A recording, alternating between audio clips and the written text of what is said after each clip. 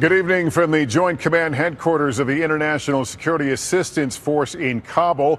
We've been traveling through this country all week trying to take measure of this war, but tonight the critical relationship between the U.S. and Afghan security forces is being tested again by yet another insider attack that's left a U.S. soldier and an American civilian dead. That brings the death toll of U.S. service members from this long war to 2,118. So far this year, 267 have been killed.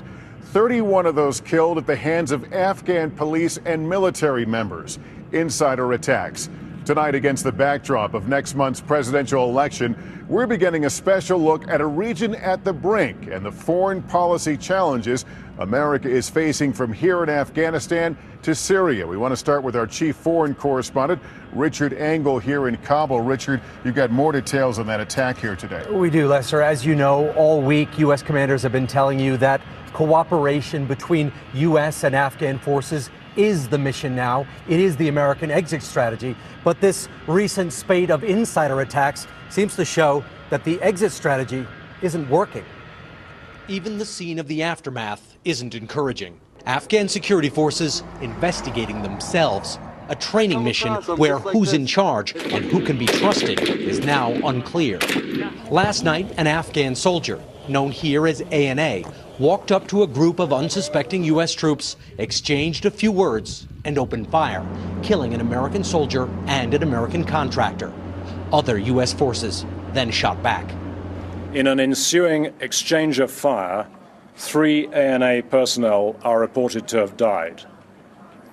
We deeply regret the loss of life in this tragic incident.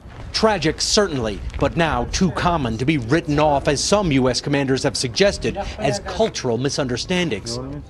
It's the 52nd NATO death like this year. The commanding general here spoke with Lester about it. We're going to work as hard as we possibly can, around the clock, to understand the problem, and I think we've got a good grip on it now, and to work very closely with our Afghan partners to eliminate this threat. How's it going, guys? But as we found out while recently embedded with U.S. Marines, it's hard to defend against an attack from within. The U.S. mission now is to closely partner with Afghan forces. Lieutenant Phillips is in close contact with Afghans every day, training them and providing weapons and air support. How do you know if you can trust the Afghans you're working with? Well, you don't know. That's why, we make friends with them as best as we can with everyone, all the other Afghan units that we go to. But like I said, you don't know whether they're with us or they've got an ulterior motive behind it. For Lieutenant Mock, it's a delicate balance. When he meets with his Afghan counterparts, it's without his flak jacket and helmet to show trust. He also keeps an armed guard a few feet away.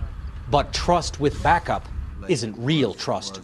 There's supposed to be 2 more years of this, but if the insider attacks continue, it's hard to see how that's possible.